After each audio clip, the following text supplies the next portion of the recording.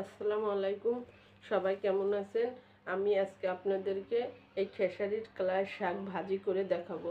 তো আমরা সবাই কম বেশি এই শাকটা অনেক পছন্দ করে থাকি। এই শাকটা আমারও অনেক প্রিয়। আমি এই যে এই শাকগুলো এমনভাবে নিয়েছি, ধুয়ে নিয়েছি, ধুয়ে এমনভাবে এই যে কুচি কুচি করে কেটে নিয়েছি। কুচি কুচি করে কেটে নিয়েছি। এই শাকটা আমি আজকে কিভাবে ভাজি করব সেটা ভাজি করে আপনাদেরকে দেখাবো। এই যে আমি এখন চুলায় শাকের প্যানটা বসিয়ে দিয়েছি। প্যানের মধ্যে আমি এখন এই যে কতগুলো পেঁয়াজ কাটা এইভাবে দিয়ে দেব, দিয়ে এইভাবে কাঁচামরিচ কাটাটা দিয়ে দেব। আমি এখানে এই যে লবণটা দিয়ে দেব, দিয়ে এরকম একটা ঢাকনা দিয়ে শাকের প্যানটা এভাবে ঢেকে দেবো। একটু ভাপ আসলে আমি ঢাকনাটা খুলে দেব। এই যে আমার শাকটা যখন একটু ভাপ এসেছে, একটু হয়েছে, তখন আমি এরকম একটা দিয়ে এরকম একটা নাকড়ি দিয়ে চামচটা শাকটা এভাবে নেড়ে দেব।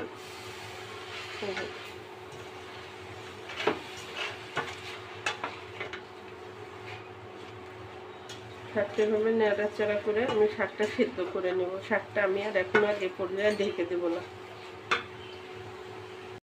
যে শাকটা আমি এ পর্যায়ে এইভাবে ভালোভাবে নেড়ে চেড়ে শাকের পানিটা শুকিয়ে নেব। এই পর্যায়ে দেখুন এই যে আমার শাকটা সিদ্ধ হয়ে গেছে, শাকের পানিটাও শুকিয়ে গেছে। আমি এখন শাকটা চুলা থেকে নামিয়ে অন্য একটা প্যানে আমি শাকটা বাগার দেব। এই যে চুলায় আমি এখন আরেকটা প্যান বসিয়ে দিয়েছি। এই প্যানটা গরম হলে প্যানের মধ্যে আমি তখন তেল দেব।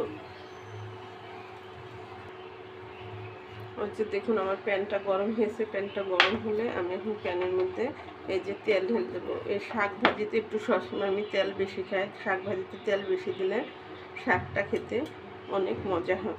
আমি এই যে তেল দিয়ে দিয়েছি। তেলটা দেওয়ার পর আমি এই যেমন দুটো শুকনো মরিচ নিয়েছি, আমি এই শুকনো মরিচটা ছিঁড়ে তেলের মধ্যে দিয়ে দেবো। আমার শুকনো মরিচটা এমন লাল হয়ে গিয়েছে। লাল হয়ে যাওয়ার পর আমি এই যে শুকনো এর মধ্যে রসুন আর এই যে আরেকটু পেঁয়াজ কাটা দিয়ে দিলাম।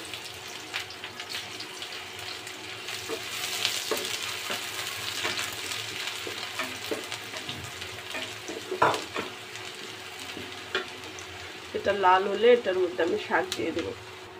এই যে দেখুন আমার এটা এখন ব্রাউন কালার হয়ে এসেছে। আমি ভুলে লাল বলে ফেলেছিলাম। এটার মধ্যে আমি এখন শাকটা ঢেলে দিয়ে দেবো। আমি এখন শাকটা দিয়ে দিচ্ছি।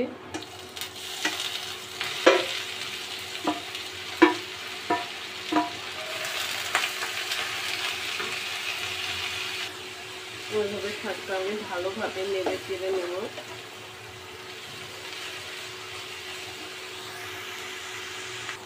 এই যে দেখুন আমার শাকটা কি সুন্দর হয়ে গেছে। শাকটা নাড়াচাড়া করতে করতে আপনারা যখন দেখবেন শাকে থেকে তেল বেরিয়ে গেছে, তখন বুঝবেন শাকটাও হয়ে গেছে। এখানে শাকটা কত সুন্দর সবুজ সবুজও আছে। আমি এখন শাকটা নামিয়ে নেব।